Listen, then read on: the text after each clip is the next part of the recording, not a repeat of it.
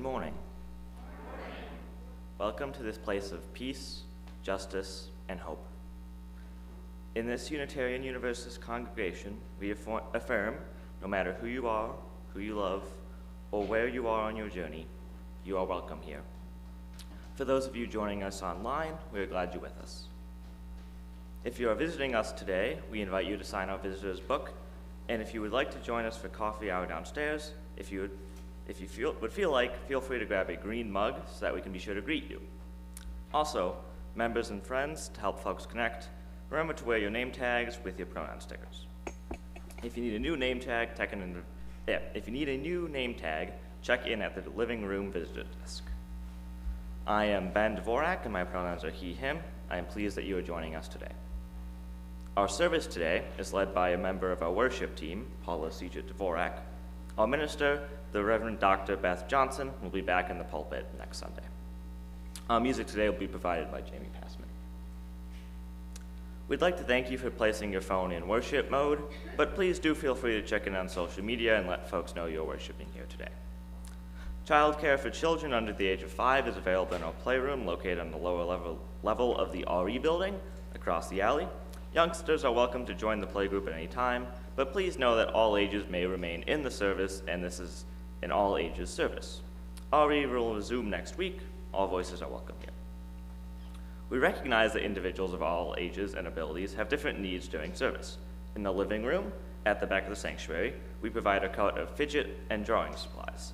If at any point you feel the need for movement, please feel free to get up, grab a fidget, engage in drawing, or sit or stand on the floor in the living room. There's also different types of seating available in the back of the sanctuary. Please see a greeter for assistant if needed. And now for announcements. There's always a lot going around at the church. If you can read all about it in News and Notes, which arrives in your inbox every Friday. And there are printed copies available downstairs. If you'd like to receive News and Notes, stop by the welcoming table in the living room at the back of the church. Also today on the welcome table, there'll be a QR code for you to scan with your phone to take you to a survey for the communications team. We encourage everyone, visitors, members, and friends to complete the survey. Paper copies will be available next week if you prefer that. Now we're going to do a land acknowledgement. So we acknowledge that we are in the western suburbs inhabit areas that are traditional territories of indigenous peoples, including the Kickapoo, Peoria, Kashakia, Potawatomi, and others. As people are trying to live into a more just world, we have the responsibility to acknowledge the history and legacy of colonialism, the harm done to Native peoples, and the work to repair that harm.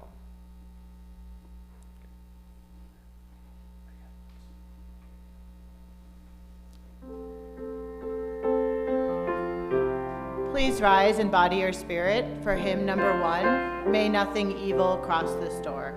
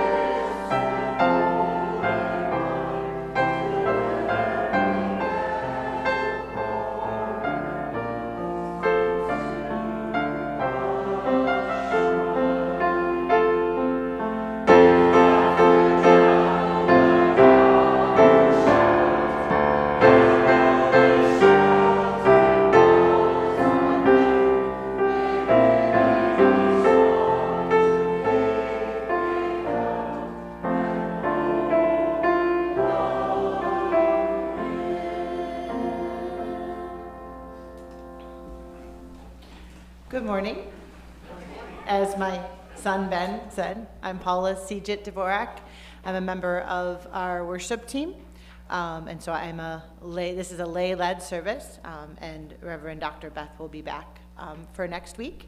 And also too, this is an all-ages service, and next week Ari will resume.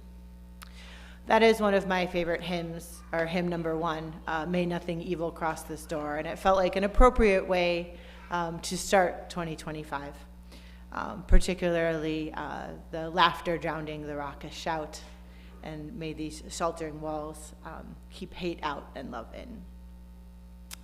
Our call to worship. Maya Angelou once said, "There is no greater agony than bearing an untold story inside you. Come, let us worship together." We light this chalice, the symbol of our church and denomination, with these unison words. May we be reminded here of our highest aspirations and inspired to bring our gifts of love and service to the altar of humanity.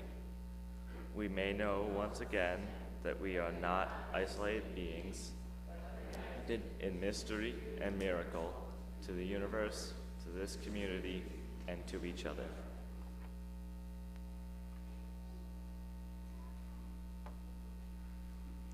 This is our time for all ages. This book, you might have actually heard of it. It is, I believe, currently a banned book, which I'll talk about that later. And it's one of the favorite stories that I had for the boys when they were little. At that time, I don't think it was a banned book. I think people just didn't want to read it. They didn't read it. But it's called And Tango Makes Three. If you would like to come so you can see the pictures better, or come to the front, you can, but it's not necessary. It's up to you. But come sit in the front so you can see.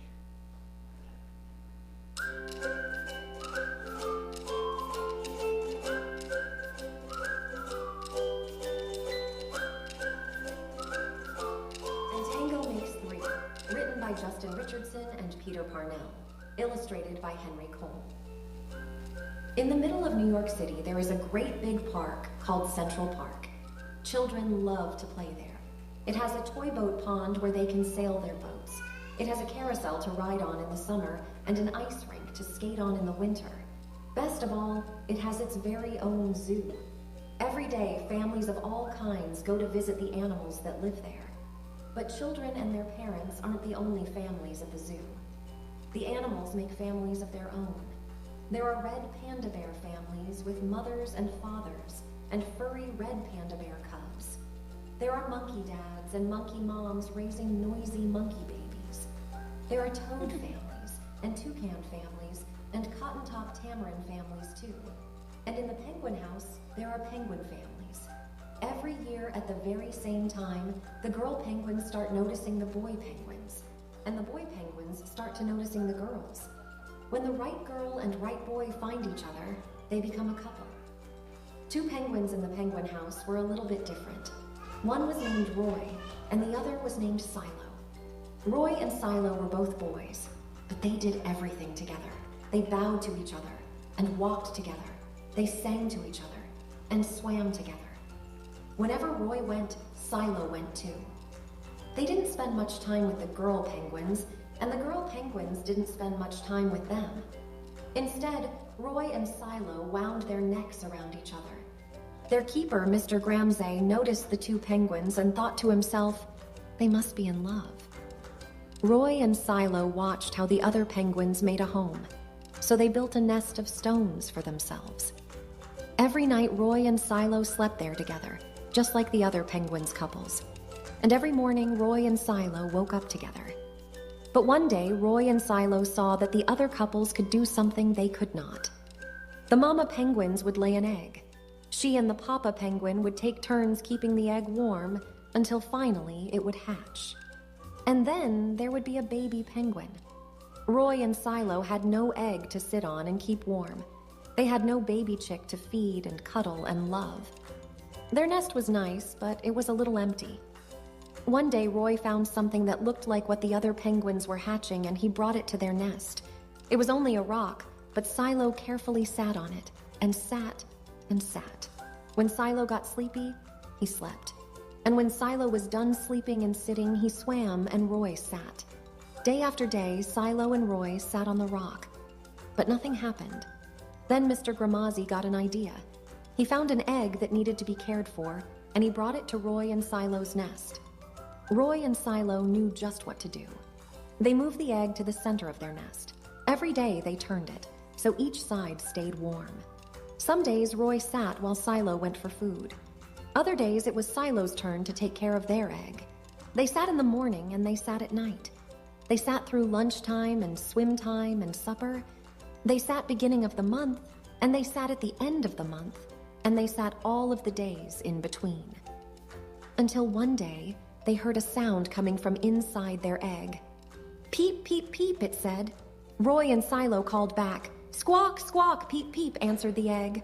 Suddenly, a tiny hole appeared in the egg's shell. And then, crack! Out came their very own baby. She had fuzzy white feathers and a funny black beak. Now Roy and Silo were fathers. We'll call her Tango, Mr. Gramazzi decided, because it takes two to make a tango. Roy and Silo taught Tango how to sing for them when she was hungry. They fed her food from their beaks. They snuggled her in their nest at night. Tango was the very first penguin in the zoo to have two daddies. Soon, Tango grew strong enough to live the nest. Roy and Silo took her for a swim just like all the other penguin families, and all the children who came to the zoo could see Tango and her fathers playing in the penguin house with the other penguins. Hooray, Roy! Hooray, Silo! Welcome, Tango!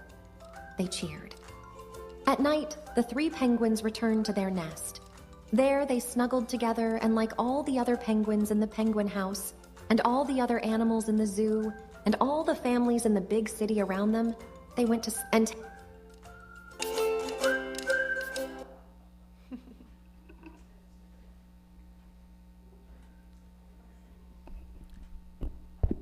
We gather each week to affirm our community, to affirm that together we are more than we would ever be alone, to affirm that we begin in love and embody belonging. We gather knowing that we will be seen, heard, and known, and offer that to all who would find companionship with us. And we gather with the intention to share that love and bring belonging into our world. We share our offering as a living out of our values as the spiritual practice of stewardship. Now say our offering words together. This church is made up of all of us, is what we learn together, the work we do together, the fun we have together, is what we share with one another, with the people around us, and with all the world.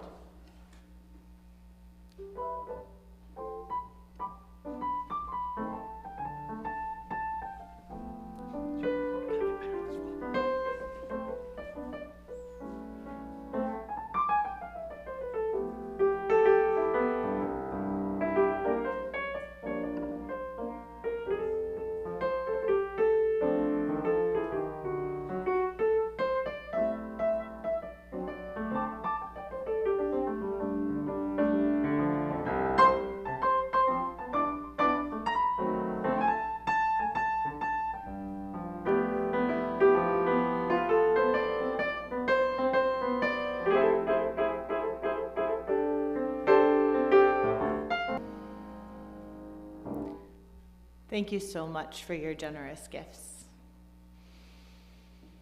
Take a deep breath in and a deep breath out, if that feels comfortable for you. And close your eyes if you would like. Picture your earliest memory of storytelling, whether it is a book someone read to you, a novel you read on your own, an audiobook you listened to, a comic book you flipped through, a book that you read with your fingers through Braille. Remember what that felt like, how you connected to the characters. Were you able to picture the story in your head? How did you feel? What stuck with you from that early experience? of storytelling.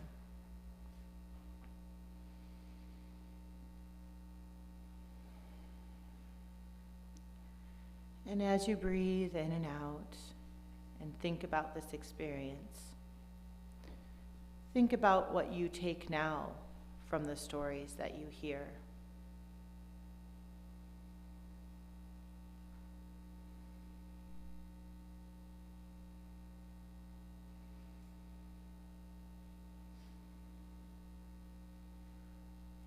Stories have been a part of the human experience for as long as we have history, and will continue for as long as we exist.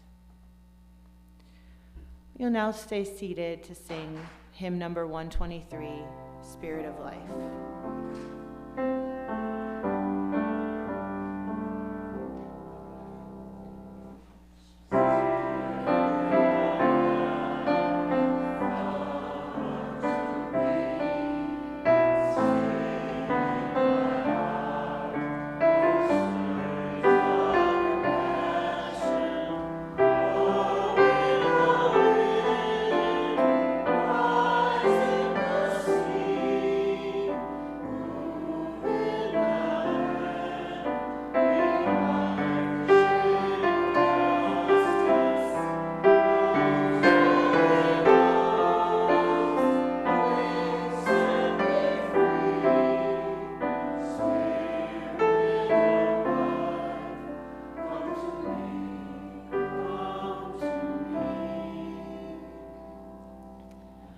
We enter this space bringing with us joys, concerns, challenges, and blessings, our stories, if you will.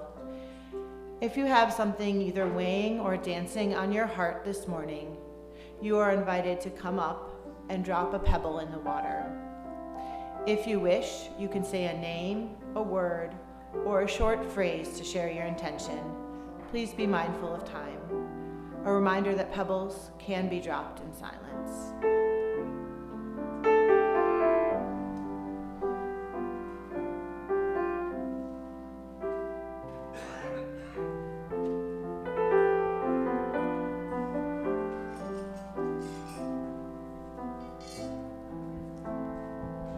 A beautiful tribute yesterday by the Kirk family to Stephanie, and led by her family as well as Reverend Beth. Her smile was recounted numerous times, and just a nice person that Stephanie was. And among her virtues is her abiding fandom for the Cubs and the what were the teams? I think both baseball teams and the Bulls. There were 3 teams, but the thing that I remember, it ended playing Steve Goodman's Dying Cubs Fans Last Request, so there's some humor in the whole thing. It was very, very nice.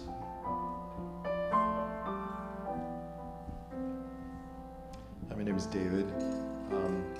Two Stones since July when I was up here and we lost our dog tragically, and then since got a rescue named Thelma. A month or 2 ago we got Louise, and Louise is about 7 years old and has never been housebroken, so wish me luck.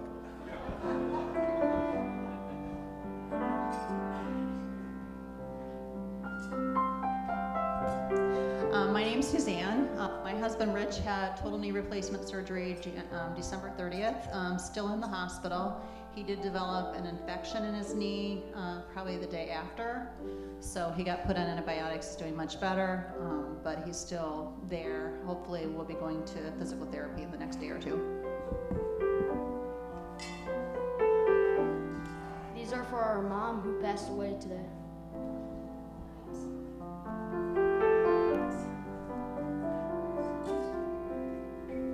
I'm Darren. One joy is we have 234 YouTube subscribers. You may see me on my phone in the service.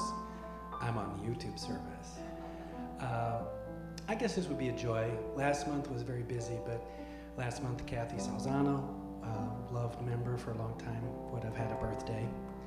And joy for sure. Jean Noble is back with us today after a long recovery from knee surgery.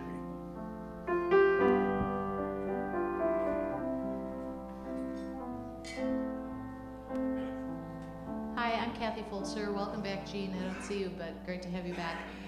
My father, Dave Fulcher, has norovirus. He's on the mend, but it's always a little worrisome. So hopefully he'll be back next Sunday. We drop 3 final pebbles. One for the joys that we hold in our heart. One for the stories that are too sad for us to tell right now. And one for those in the world who are suffering.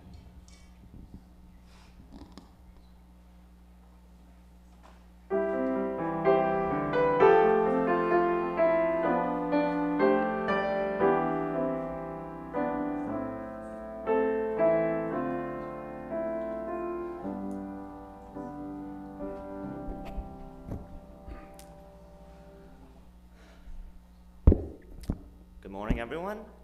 Again, I'm Ben Dvorak, and one of my first stories that I remember truly loving is the comic strip collections from Bill Watterson of Calvin and Hobbes. And Calvin and Hobbes is a story, I'm sure many of you have heard of it, but many have not, so it's effectively just, a comic strip about a young boy and his stuffed tiger who is never really fully explained if he is truly anthropomorphic or just his imagination, because it's one of those things that doesn't need to be explained. In this comic strip that I'm going to show here, Calvin's talking to his tiger about humor and how it's strange. So as we can see that, he asks him, what's the point of humor? Let me be able to pull this here. Having a response to things we don't understand, laughing, it's funny, and asking, why is this, a benefit?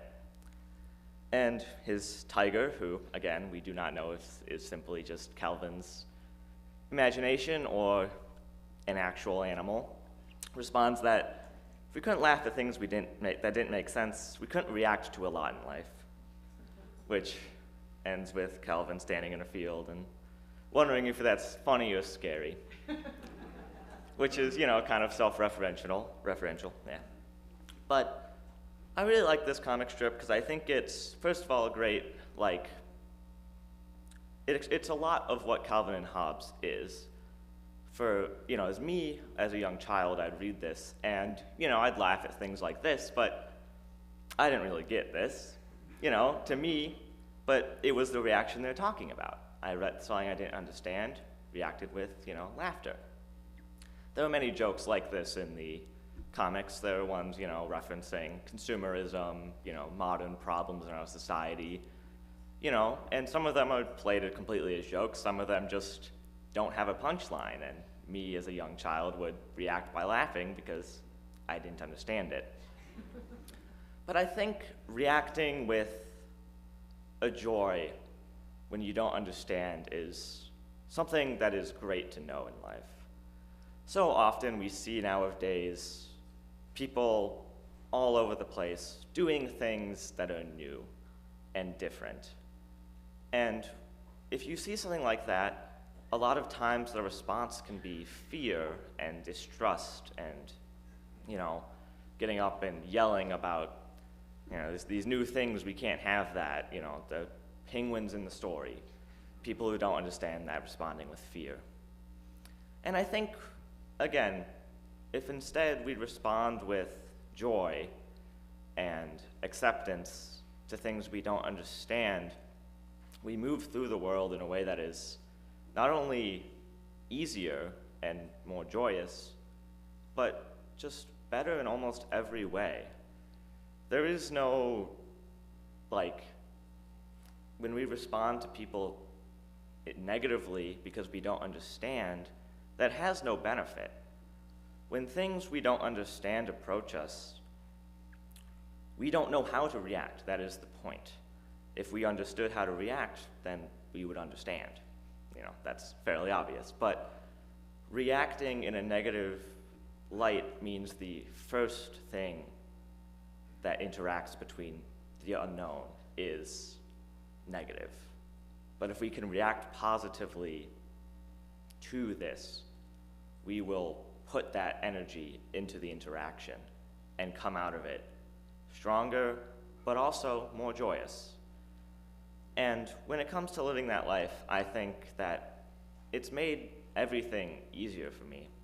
I have people who are friends that they'll be complaining about things they see online, and it's like they don't understand why someone would act that way.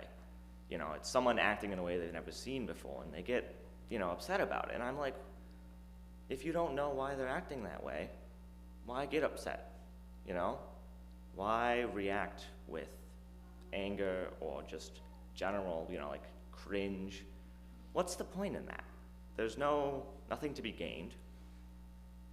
And I think when it comes to stories, when we don't know someone's story, it's better to lead with kindness and joy and laughter than it is to lead with anger or even indifference. It's my time, so.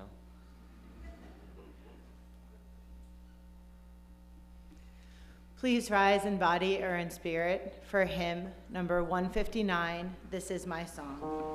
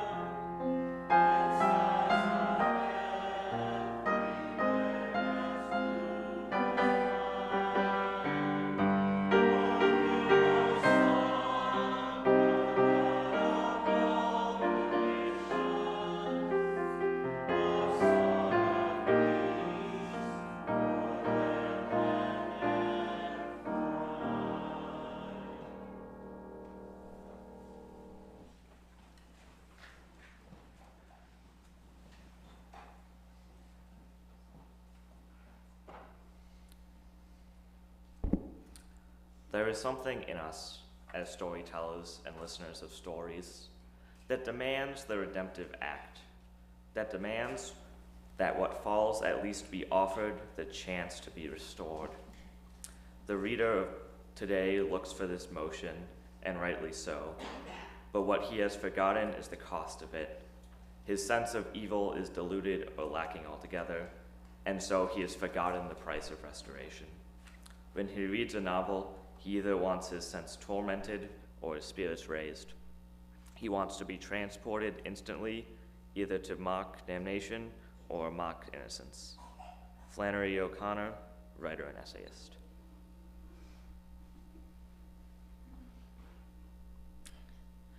Storytelling is an integral part of the human condition. From the beginning of language, we have had stories, first oral traditions passed down from generation to generation, then written tales to be read out loud or quietly alone. Reading fiction has been shown to have many of the same benefits as mindfulness meditation. It can help us fall asleep or relax from a stressful time. Does anyone keep track of the books they read for the year?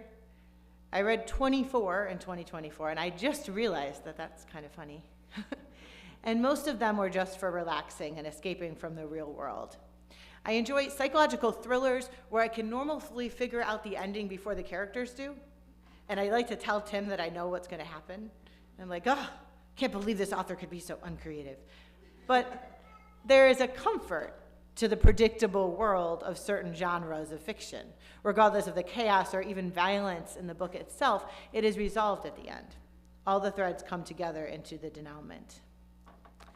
I had to make Ben look that word up, so don't think that I had that in my pocket. Studies have shown that reading fiction increases our empathy for others. I have certainly found this to be true. The earliest novel I remember reading was The Whipping Boy, published in 1986 and written by Sid Fleischman.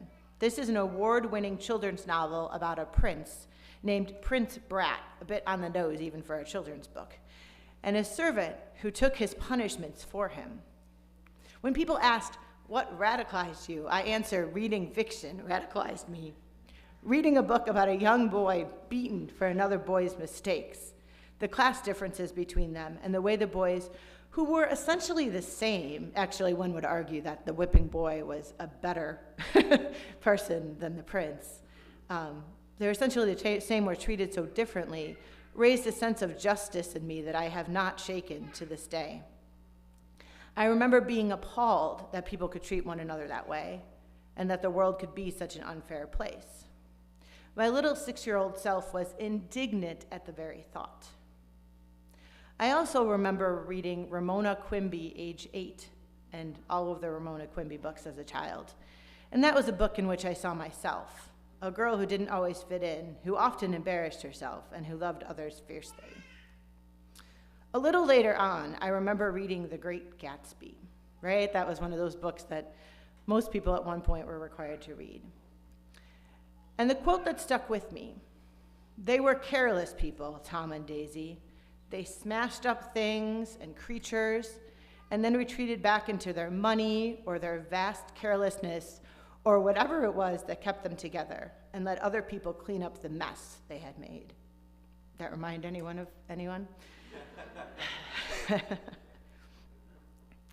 The Grapes of Wrath by John Steinbeck, with its portrayal of poverty, my young brain again struggling with making sense of how human beings could treat one another in that way.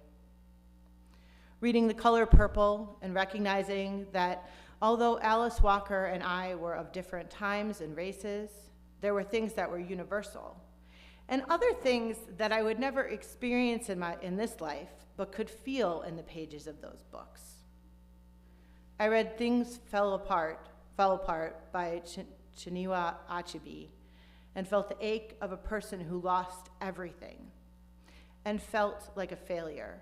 And even though my white suburban college-age mind could not fully ever grasp what it would be like for my entire world to fall apart, I could feel it in the words and pages. One of the things I realized as I wrote this list of books that impacted me is that almost all of them are on someone's banned book list. So The Great Gatsby is, Alice Walker's The Color Purple is, I don't think The Whipping Boy is, but it's probably because they haven't read it. It is because they speak truth to power, challenge the status quo, and increase compassion and empathy. If someone doesn't want you to read something, you need to ask yourself why. Representation in fiction is important for marginalized communities to see themselves reflected in the stories being shared. But it's also important for all people to recognize that we all experience the same human emotions, that we are all connected, and that when we label other humans as other, right, we are making a mistake. We all have the same emotional experiences. And reading fiction allows us to see that, because even though someone's character might be very, very different than us, we still have experienced those same emotions, or we understand how we would feel in that situation, right? So understanding that there is no other, in the human experience.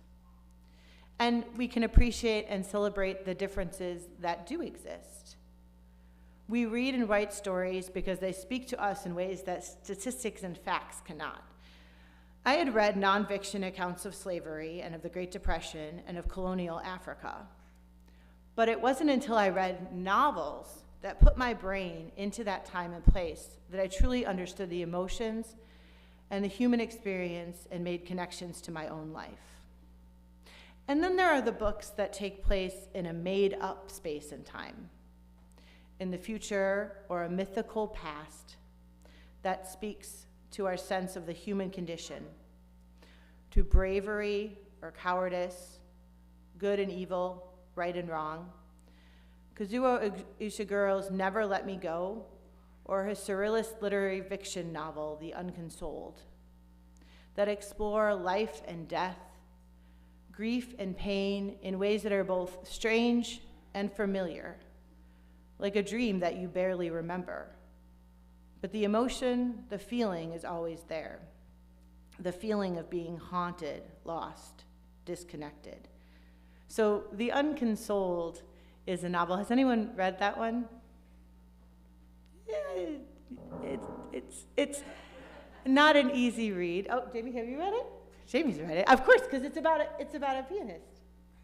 Yeah, it's about it. It's about me, right? When he wrote the book, the funny thing about it was that so he's the author of The Remains of the Day, tons of novels, but in particular, I don't think that he enjoyed the film adaptation, or maybe he just didn't like film adaptations of his books. And he wanted to write something that couldn't be adapted to film. And that is exactly what this book is. It's just like a surrealist fever dream that doesn't make sense. The world that he builds and creates doesn't make logical sense. But what it is it's that dream-like state that we all have when we sleep sometimes, right? When we wake up and we're like, no, that didn't make any sense at all. Like, I can't see any connections. And I think that he captures, even though there's no logic to the book, he captures the emotion of being a stranger, right, in a new place, just so effortlessly. So as fiction builds our empathy for others, it also allows us to imagine our own hero's journey. One of the strongest ways for us to show up in our life is to think of ourselves as the hero in our own story. We all know the hero's journey. It's one of the 7 basic plot points, as my father says. Father always says there's only 7 basic plots, which is probably true, but a person is born into a humble station in life, loses their parents, or usually if it's a Disney thing, their mom dies, learns that they have been chosen for some great task or accomplishment, fights against their fate, right? Like, it can't be me, I can't do this, and finally resigns themselves to the task at hand, saving the girl or the world, or killing the bad guy, or delivering their one ring to rule them all to Mordor. In this day and age, it is tempting to think of ourselves as NPCs. Has anyone heard this word or these words before, NPC, or non-playable characters? So it comes originally from role-playing games, right? And then people use it also in regards to video games. So an NPC doesn't really do anything. They just kind of exist within the world as a part of the world. And it's tempting to think of ourselves right now as NPCs, right? From a video game or a book, without agency, without control, just existing in the world, or worse yet, subject only to the whims and cruel fancies of the main characters. But this viewpoint negates the control that we do have over our own fates, and it negates our ability to make choices that impact others positively. Now, I'm not arguing that any of us are the main character, although some of us do have what the kids call main character energy, or that we are the sole hero. but rather that we are on this hero's journey, much like Frodo, with others who support us and who we support. So who's read, hopefully that's a better response to this one, who's read Lord of the Rings? Okay.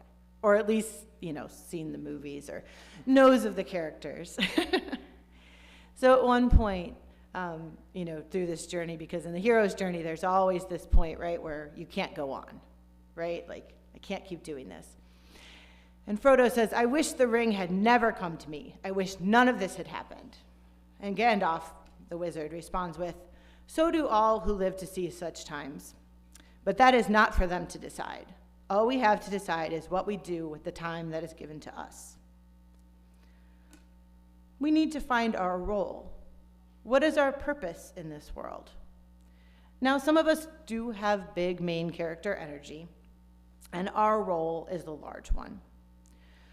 Some of us are the supporting characters, but you notice when you read a novel that all of the characters matter.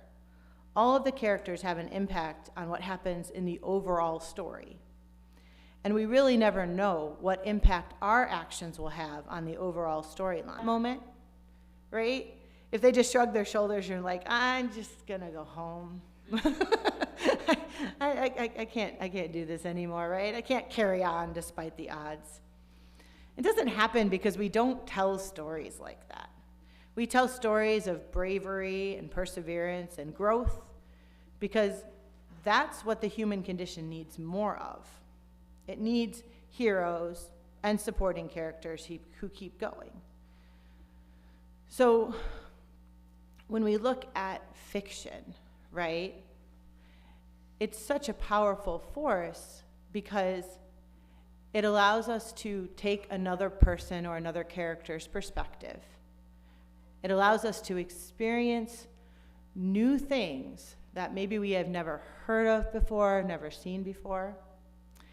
And it also allows us to see our own journey in the world, our hero's journey, whatever that might look for. So, who's read The Catcher in the Rye? Another quite popular novel. And I feel like it's a very misunderstood novel. It's one of my favorites, but I feel a lot of people have this assumption about Holden Caulfield being, naive. But there's one quote from The Catcher in the Rye, and I'll see if I can get through it without crying. I probably can't. I've tried to practice it, but it doesn't really seem to help. But when I read it, I was like, oh man, this is me. This is what I want to be.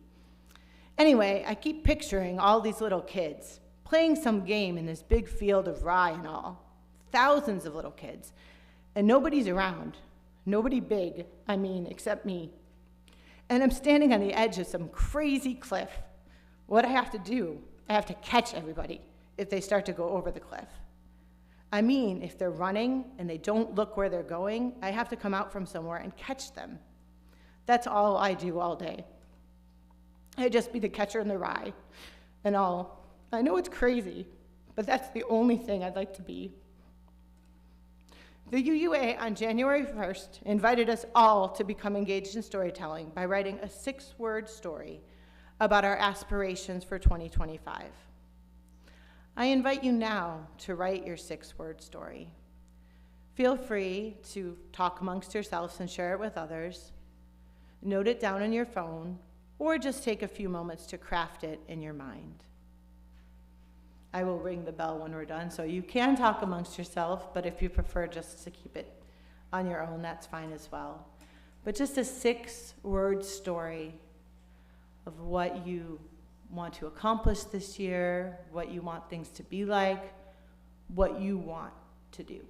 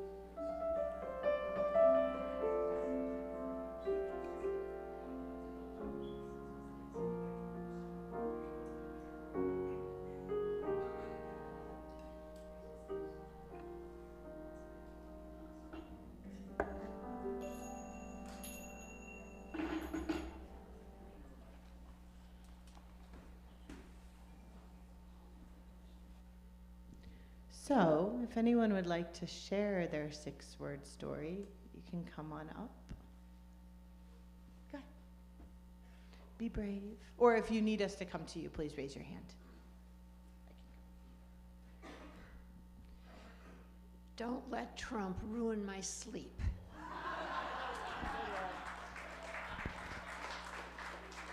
I will be my best self. I hope this year is great.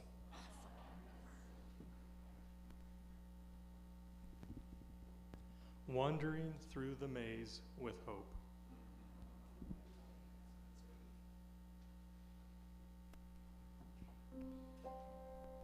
Well, this talk was so inspiring, so for 2025, I want to read more books. Help and be kind always.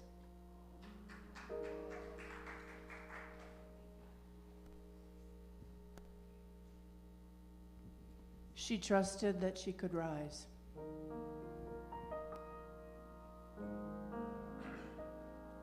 Curb my gambling and find a partner.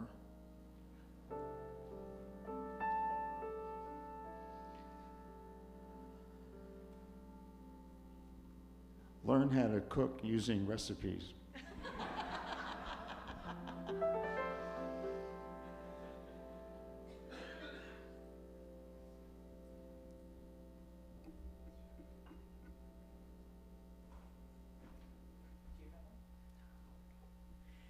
I love how our 6-word stories were a beautiful combination of practical and inspirational. And I hope that everyone, if maybe this was a little bit too much pressure to do this in this time frame, that everyone takes some time. I feel like this is a really useful exercise. I find myself, when I think about trying to limit something to 6 words, that feels restrictive, but I think it's also freeing in the sense of it's easy to just write a treatise about it. But is that really going to be something that you're going to be able to do versus something that's kind of short and sweet, and that you can write on a piece of paper and put on your bathroom mirror to remind you every day. We now say our chalice extinguishing words together. We extinguish this flame, but not the light of its truth, warmth of this community in vain. Our closing words are from Doctor Who. Well, you'll remember me a little. I'll be a story in your head, but that's okay. We're all stories in the end. Just make it a good one, eh? Because it was, it was the best. Our closing music is titled Icarus by Ralph Towner and reminds us of one of our oldest cautionary tales of avoiding hubris, lest our wings melt as we fly too close to the sun.